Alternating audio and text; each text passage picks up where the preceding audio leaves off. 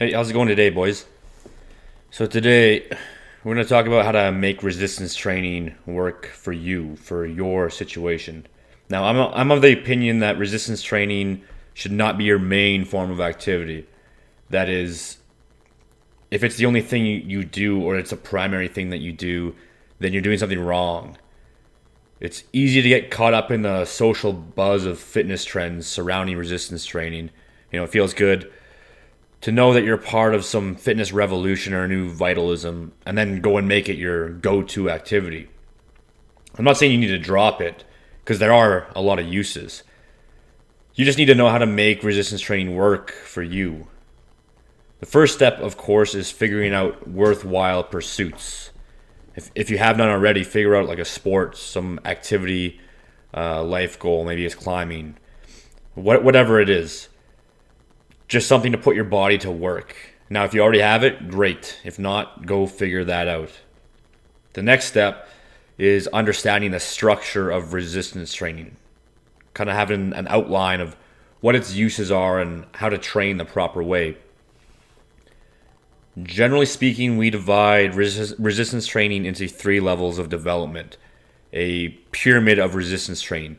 At your base, you have hypertrophy.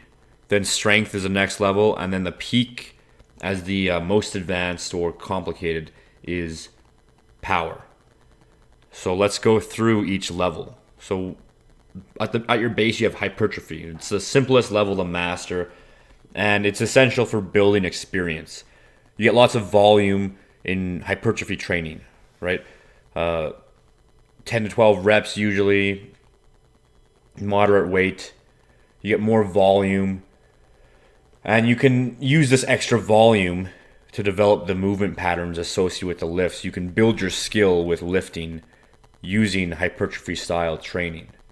And it's the base of the pyramid because it is what provides the support structures required to take on the higher loads and intensities at the higher levels. Now, you need to develop this base because you need adequate musculature to deal with the heavy loads and strength. Now, you need adequate musculature. That doesn't mean you need to be massive. You don't need to be a huge bodybuilder type. You don't need to be Mr. Olympia to handle heavy loads. Adequate doesn't need to be that much muscle, but you need to develop it. And you also need to use hypertrophy training to help ensure your tendons and ligaments are strong enough to deal with the pressure of heavier loads.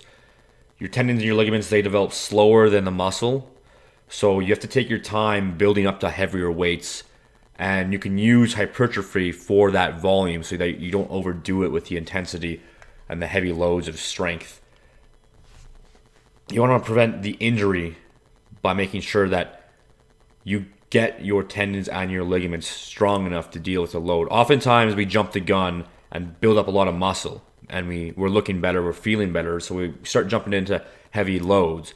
But again, you have to be aware that your tendons and your ligaments take time to develop. So this is what part of this whole hypertrophy phase is for, is using that extra volume to allow your tendons and your ligaments to adapt to resistance.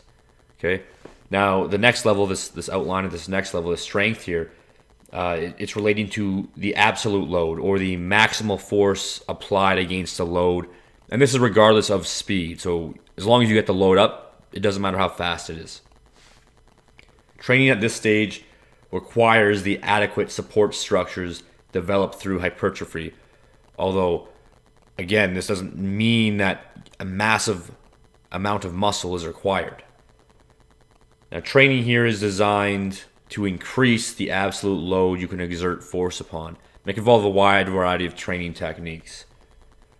This level also provides the basis for your power stage, the next level. Building up your adequate strength capacity, that heaviest load that you can lift, provides the groundwork for moving heavy loads more explosively. So strengthening the muscles at the slower, more controlled level is required before getting to that explosive, more complex lifting associated with a power stage like the Olympic lifts. And then the next level, at this peak, we have power. This generally includes those complex Olympic lifts And you could toss in plyometric work is here as well, the body weight explosive box jumps type deal. And the reason that the power phase is at the peak is because this style of training requires the widest base of support to develop off of. Especially the complex nature of the Olympic lifts, and pairing this complex nature with the necessity of maximal muscle activation to perform those lifts, as well as the speeds, all of these factors lead to this level needing a well-developed support structure. And again, you don't get this well-developed confused with big amounts of mass. Not every single Olympic lifter is a huge muscle-bound freak. It doesn't necessarily mean that you're going to be looking like a bodybuilder to move that weight. Now, there's also an honorable mention. It's not really in the pyramid here. We have endurance training, endurance resistance training. Now, it's not put in the pyramid because endurance training, that 15 plus reps or so, is not necessary for building one's way up through the pyramid. Now, I would still advocate for having somewhat of a capacity to do body weight exercise, for example. This helps maximize the control over your own body. And it's important in developing overall fitness level, but it's not absolutely necessary for working your way up through this pyramid of resistance training. Now we'll get into how to put this pyramid of resistance training to use for you. Once you understand your goals, you can direct these resistance training styles towards those ends. So at the base level, we see hypertrophy. It's essential. It's that support structure. Building a base of muscle is excellent regardless of your performance goals. It's just good for life in general. It helps keep you injury free, or if you do get injured, it's easy to recover if you already had that base of muscle. Like I've seen people with no muscle, never worked out, they get injured, and then it's a mess to try and rehab that because they're already atrophied, they're already sedentary, and then to try and put muscle back on through movements that they've never really practiced in their lives while they're even more atrophied from not moving due to injury, that just is a huge mess to deal with. So if you already have that base of muscle, regardless of whether or not you have performance goals in mind, that's going to play a huge benefit in your overall standard of living. And I mean, part of this too, outside of the injury, outside the rehab stuff, is just developing an understanding of how your muscles activate. Right? It gives you a good way to know your body. It makes it easier to move through the world. So just at a base level with no athletic interests, the hypertrophy level is good enough to grant you some of these benefits. Now, when we look towards larger performance goals, there are some places where hypertrophy is useful and some where it isn't. Building muscle is a good way to add weight without getting fat if you are on the lighter side in your pursuit of interest. Let's say you don't want to be knocked around as easily in football, but you still need to be able to move quickly. You know, you're running back or maybe you're a linebacker, and you can bulk up with hypertrophy while staying lean. And this is very achievable, right? And again, this isn't going to slow you down. And there's some myths about, extra muscle slowing you down.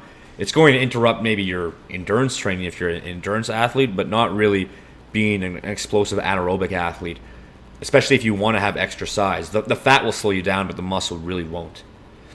There's also value in using hypertrophy training to reinforce weak structures of your body. Places that might be prone to injury in your sport. I would say maybe a hockey player would benefit from some bigger shoulders. Both musculature in the shoulders and tendons and ligaments that can sustain all of that shoulder contact that's involved in contact hockey. There's plenty of different areas of sport and structures associated with those sports that would benefit from you kind of reinforcing those areas that might be prone to some sort of injury. And then hypertrophy training is also, generally speaking, the mode of training to rebuild after an injury. So any lack of muscle when you're injured, that's going to contribute to pain because there's inability there to support that damaged area to contract and protect the muscle, protect the injury, that specific spot that's injured. So just being able to use hypertrophy training for rehab is in of itself a valuable tool.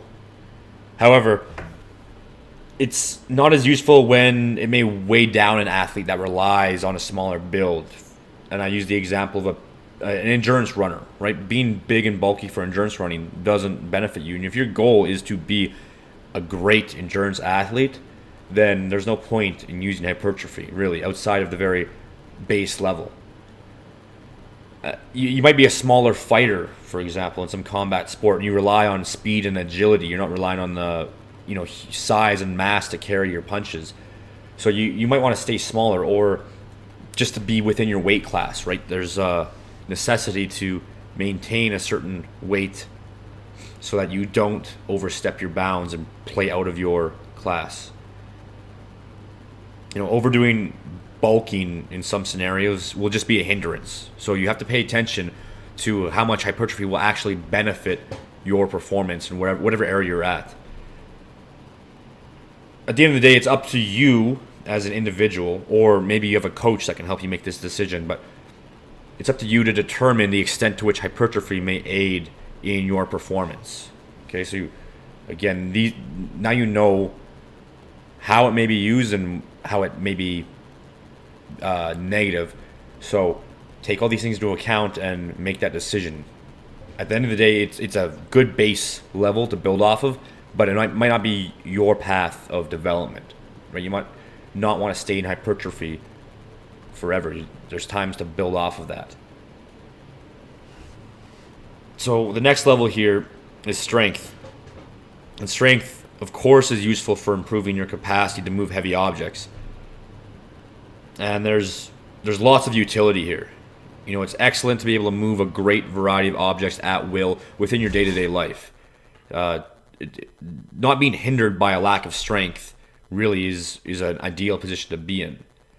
Now, it's important to note that reality is not bars and dumbbells, and many objects that you will move in day-to-day life will not be that simple to pick up. So there's somewhat of a diminishing return on individual strength when in terms of awkwardness, like an object can be too awkward for you to move on your own. Even if you can deadlift hundreds and hundreds of pounds, it doesn't mean that you'll necessarily be able to pick up and move multiple 100-pound objects.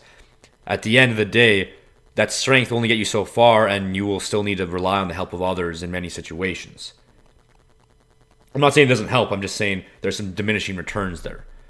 And a lot of this is about taking your individual situation into account. If you don't need strength for your sport or your performance, there's still value in just having that strength for your day-to-day life. But how much do you actually need? How much time do you need to spend at this level of the pyramid? Those are the questions you need to be asking. Now, in terms of performance, there are many valuable applications. So moving bigger weight will aid one in their ability to deal with large bodies on the playing field, like an O-line man having to move hundreds of pounds of player every single shift, every single play. They'll want a high cap on their strength. They don't want 300 pounds to be their max when they're dealing with 300-pound guys. They want to be way beyond that. And obviously strongmen, powerlifters, if that is your main focus of training, you're going to want strength. But any sport that demands explosive power, this power that we'll see at the next level of the pyramid, that's also going to require a solid base of strength to support that development. Like we mentioned earlier, you want a bigger cap on that strength so that now you can move weight within that cap, within that tank of your strength, more explosively. Now it becomes a setback. Strength here is a setback for athletes that need to constantly be quick and explosive. And this is due to training slow when you have a sport that's movements require agile, explosive movements. Short or quick ground force reaction time and explosive power is going to be negatively impacted by always moving things slowly. So if we talk about like a force velocity curve, you're training in the wrong area of the force velocity curve, right? So if we have strength training at the top of the curve here, maximum strength, but slow speeds, and you need to be training at the far end, low weights, low force, but maximum velocity, then you're training in the wrong area. And we really want, if our goals are performance based, which is what they should be, then we want to be training in an area that matches what we are planning to do. That's not to say you should never do strength, because like I said, there's some base development of strength that can lead you to performing better in other areas, but there's a limit to how much that's going to benefit you. So again, this is one of these things where you have to figure out what the limit is and then start shifting to training to something that has more dynamic correspondence to what you're actually doing, that pure application 1-to-1 ratio. Now we'll get to the peak of the pyramid with power. This, of course, can be developed after a solid base has been established through hypertrophy and strength. Now, it may not be as necessary in day-to-day living. So if you're someone that's looking for resistance training for just a healthy life at the base level, it's not necessary to get to this peak of the pyramid. You can put it on the back burner. However, this is the level that probably has the most potential to improve athletic performance, especially in fields that require explosive bursts. And I would say most sports are explosive. They require sprinting, jumping, throwing, whether you're throwing a ball or throwing a body. It's the whole deal, right? You rarely are moving very slow in most of your athletic pursuits. And being able to send heavy weight in the shortest amount of time has a lot of practicality in terms of dynamic correspondence, like we talked about earlier. And there's a lot of crossover between the muscular involvement required for athletics and those required for those explosive Olympic lifts.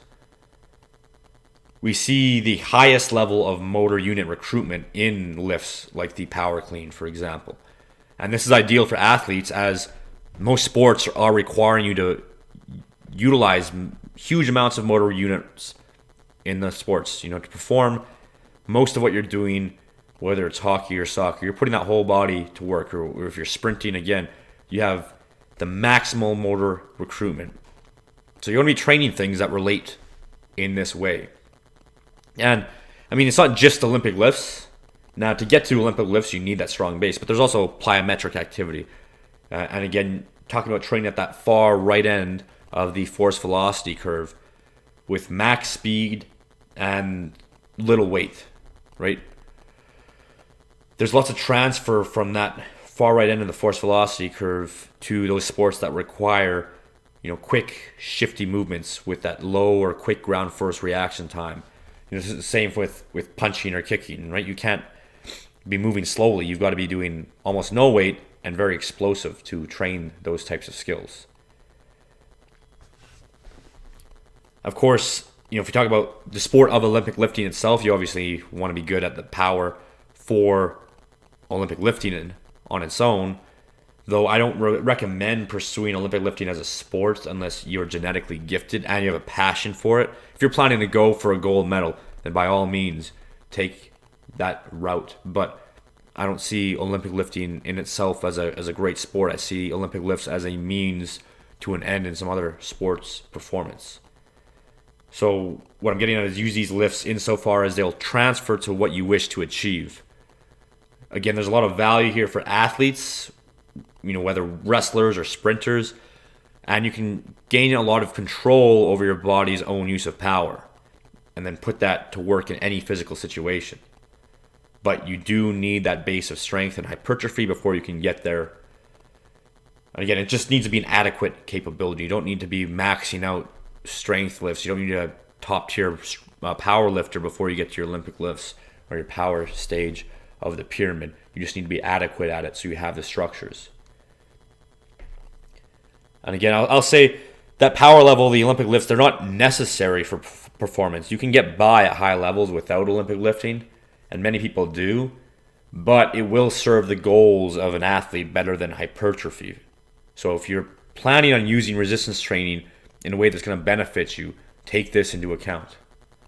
Now, at the end of the day, doing something is better than doing nothing. But if you can put your training to use for your goals, you'll be much better off than if you make training the object of your goals. That is, if you just train to train, resistance training is the lifestyle pursuit. It's much better to put that to work for you than to just make it the ends. And really, this just comes down to knowing what you want to achieve and aiming at that achievement. There's only so much time in a week, so if you choose your training wisely, you can achieve much more. Don't bodybuild if that lacks relevance to your situation, your sport. Don't Olympic lift if it's not necessary for you to succeed in your domain. You don't even need to resistance train if it's taking time away from practicing at your goals. If you just need to do your sport and those skills specifically associated with your sport, and you don't have time for the resistance training, then you have to do what applies most specifically to your goals. You just have to make sure you have a clear idea in your head of what you want to achieve, and then make sure it's relevant to something greater than yourself. And if you can put that all together, then you'll be doing great. You'll be using resistance training as it was intended. Again, it's not intended as a sport itself. Like, unless you're really good at it, I don't recommend pursuing resistance training on its own. Make it work for you. And that's all I got for today. See ya.